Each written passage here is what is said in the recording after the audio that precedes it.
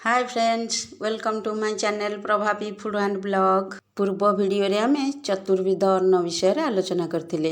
आज आसंतु भगवान को आमे केउ खाद्य एवं किपरि भाबरे खाद्य अर्पण कले भगवान ताहा संतुष्ट भाबे ग्रहण करिवे। आपण माने कुहंतु, प्रत्येक दिन आमे भोग किछि ना किछि ठाकुरन पाखरे अर्पण करूछे ना नाही? हाँ करूछे, किंतु से ग्रहण करूछंती कि नाही आमे जानुछे?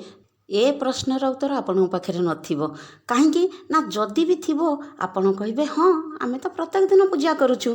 जड़े व्यक्ति किपरि भाबरे खाद्य अर्पण कले भगवान को भगवान ता खुशीर सहित ग्रहण करिवे। आसंतु जानिबा, जदि प्रसाद आमे अर्पण करूछे व्यक्तिटी तार जदि भाव शुद्ध होई नथिबो एवं श्रद्धार सहित से अर्पण करू नथिबो तेबे भगवान से खाद्य को केबे भी ग्रहण करिवे नहीं। कारण श्रद्धापूर्वक आमे जेपरि आमर पिला माननकु आमर पुओ झियो को खाद्य खोई दउछे सेही परि भावरे आमे श्रद्धा भावरे जदि आमे प्रसाद दवा ठाकुरंकु से खुशीर सहित खाई देबे।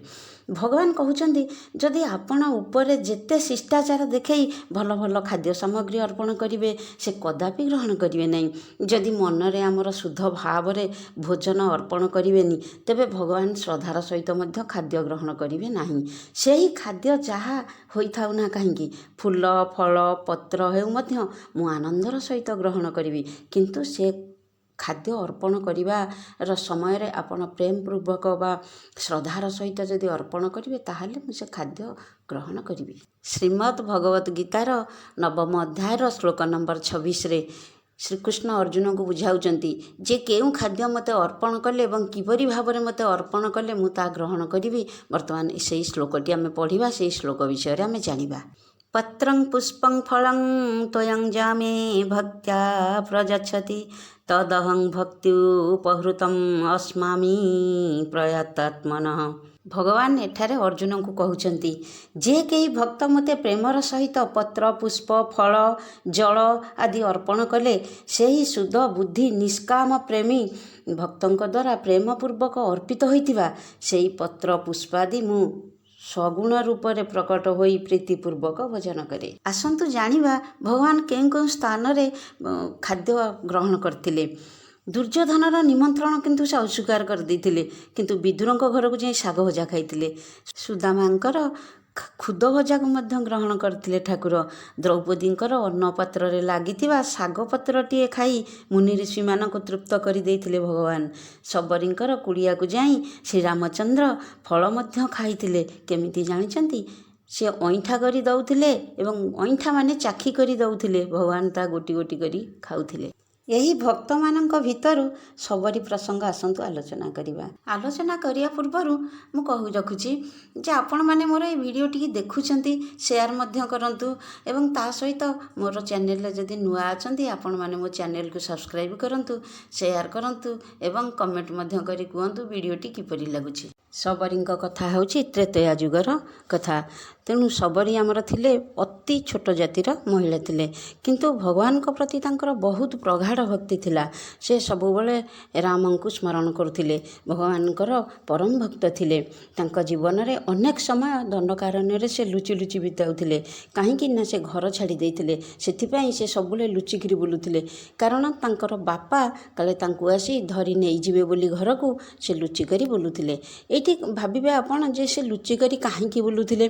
काहेकि बुलुथिले ना तांको बापा तांकर गोटे पशु बा बिलेई सहित बाहाघर ठीक कर देइथिले, सेथिपई से घर छाड़ी देइथिले। लुचि लुचि बुलुथिले सत, किंतु ऋषि मुनि मानकर सेवा करुथिले। जेउठी से रहुथिले सेही रास्ता रे मुनि ऋषि माने स्नान करिबा पई जाउथिले। सबरी किंतु कोन करथिले? मुनि ऋषि आसीबे सेथिपई तांको पादरे तांकर कष्ट न होबा पई से रास्ता झाड़ू करुथिले एवं सफा मध्य करि दउथिले। जंगल रु काठ काटी आनी आश्रम रे रखुथिले एवं ता सहित नीति दिन से ए सब करी मुनि ऋषिंकर मन जितुथिले। मतंग ऋषि ए सब कार्य तांकर समर्पित भाव देखि तांको कृपा कले। कौन कले ना निज आश्रम रे झियो परी ताकू रखिले एवं भगवान को विषय रे प्रतिदिन किछि ना किछि तांको सुनाउथिले। एहा भितरे किछि वर्ष अतिक्रांत होई गेला। हठात मतंग ऋषि असुस्थ होई पड़िले। ब्रह्मलोक को जीवा पूर्वर सबरी को पाखकु डाकी कहिले, सबरी तू एमती भगवान कर भजन करुथा, दिने भगवान राम तुम कुड़िया रे आसी निश्चित पहुँचबे। ତାଙ୍କର ଦର୍ଶନ ପାଇ ତୁ କୃତାର୍ଥ ହୋଇଯିବୁ। ଏହା କହି ମତଙ୍ଗ ଋଷି ଦେହତ୍ୟାଗ କଲେ। ତାପରେ ଶବରୀ ଭଗବାନଙ୍କର ଭଜନରେ ନିଜକୁ ହଜାଇ ଦେଲା। ରାମଙ୍କ ଆସିବା ବାଟକୁ ଚାହିଁ ଚାହିଁ ତାଙ୍କ ଜୀବନ ବିତିବାକୁ ଲାଗିଲା। ଦିନକୁ ଦିନ ଅତିକ୍ରାନ୍ତ ହୋଇ ଚାଲିଥାଏ। ଦିନ ଯେତେ ଗଡ଼ି ଚାଲିଥାଏ ଶବରୀଙ୍କ ମନରେ ସେତେ ଉତ୍କଣ୍ଠା ବଢ଼ୁଥାଏ। କାରଣ ଭାବୁଥାନ୍ତି ମୋ ପ୍ରଭୁ ଆସିବେ, ମୋ ହାତରୁ ଫଳ ଖାଇବେ ଏବଂ ମୋ ହାତରୁ ଜଳ ପିଇବେ ଏବଂ ମୁଁ ତାଙ୍କୁ ଦେଖି ମୁଁ ନିଜକୁ ଧନ୍ୟ ମନେ କରିବି। ଦିନକୁ 2-3 ଥର ମଧ୍ୟ ରାସ୍ତା ସଫା କରୁଥାନ୍ତି। କାରଣ ଭାବୁଥାନ୍ତି ମୋ ପ୍ରଭୁ ଆସିବେ, ତାଙ୍କ ଗୋଡ଼ରେ କଣ୍ଟା ଲାଗି ଯେମିତି ନ ଯିବ ଏବଂ ତା ସହିତ ତାଙ୍କୁ ଯେମିତି କଷ୍ଟ ହେବନି, ସେଥିପାଇଁ ସେ ଦିନକୁ 3-4 ଥର କେବଳ ଝାଡ଼ୁ କରୁଥିଲେ ରାସ୍ତା। ଶବରୀ ଜଙ୍ଗଲକୁ ଫଳ ତୋଳିବା ପାଇଁ ଯାଉଥିଲେ। ସବୁ ଚାଖି ଚାଖି ଫଳ ଆଣୁଥିଲେ, କେଉଁଟା ମିଠା କେଉଁଟା ଖଟା। କାରଣ ସବୁବେଳେ ଭାବୁଥିଲେ ମୋ ପ୍ରଭୁଙ୍କୁ ଯେମିତି ମୋ ଫଳଟି ବହୁତ ମିଠା ଲାଗିବ, ସେଥିପାଇଁ ସେ ଚାଖି ଚାଖି ଫଳ ଡାଲାରେ ତୋଳି ଆଣି ରଖୁଥିଲେ। ଥରେ ନୁହେଁ, ଦିନକୁ 2-3 ଥର ଏମିତି କରୁଥିଲେ। ତାଙ୍କ କୁଡ଼ିଆର ବାରଣ୍ଡାକୁ ଗୋବର ପକାଇ ସେ ଲେପନ କରୁଥିଲେ। ମୋ ପ୍ରଭୁ ବସିବେ ଯେମିତି ତାଙ୍କୁ କିଛି ଅସୁବିଧା ହେବନି, ତାଙ୍କୁ ଶାନ୍ତି ଲାଗିବ ଏ ସ୍ଥାନରେ। ଏମିତି ପ୍ରତିଦିନ ସେ କରୁଥିଲେ। ତାପରେ କିନ୍ତୁ ଭଗବାନ ସେଠାରେ ସବୁ ଜାଣୁଥିଲେ, କାରଣ ସେ ଅନ୍ତର୍ଯାମୀ, ସେ ସବୁ ଦେଖୁଥିଲେ ଏବଂ ସବୁ ଜାଣୁଥିଲେ ମଧ୍ୟ ଅନ୍ତରର କଥା। ଆପଣମାନେ ଜାଣିଛନ୍ତି ଅପେକ୍ଷାର ଫଳ ମିଠା। ତେଣୁ ଶବରୀର ଦିନେ ଅପେକ୍ଷାର ଅନ୍ତ ଘଟିଲା। ପ୍ରଭୁ ଶ୍ରୀରାମଚନ୍ଦ୍ର ଆସି ନିଜେ ତାଙ୍କ କୁଟୀରରେ ଉପସ୍ଥିତ ହେଲେ।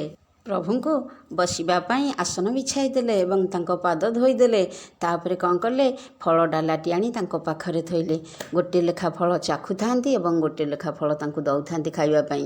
କାରଣ ଯେଉଁଟା ମିଠା ଲାଗୁଥାଏ ସେ ପ୍ରଭୁଙ୍କୁ ଦେଉଥାନ୍ତି ଖାଇବା ପାଇଁ, ଯେଉଁଟା ମିଠା ନ ଲାଗୁଥାଏ ସେଇଠି ସେ ତାଙ୍କ ପାଖରେ ଡାଲାରେ ଥୋଇ ଦେଉଥାନ୍ତି। ପ୍ରଭୁ ଶ୍ରୀରାମଚନ୍ଦ୍ର ସେ ଫଳ ଗୁଡ଼ିକ ହସି ହସି ଖାଇ ଚାଲିଥାନ୍ତି। ଏଇଠୁ ଆମେ ଜାଣିଲେ ଭକ୍ତିରେ ହେଉଛନ୍ତି ଭଗବାନ। ଭଗବାନ ଯଦି ଆମେ ଭାବରେ ବା ଶ୍ରଦ୍ଧା ସହିତ ତାଙ୍କୁ ଖାଇବାକୁ ଦେବା, ସେ ନିଶ୍ଚିତ ଗ୍ରହଣ କରିବେ। ଆଉ ଗୋଟିଏ କଥା ଆମେ ଏଇଠୁ ଶିଖିଲେ, ଅପେକ୍ଷାର ଫଳ ହେଉଛି ମିଠା।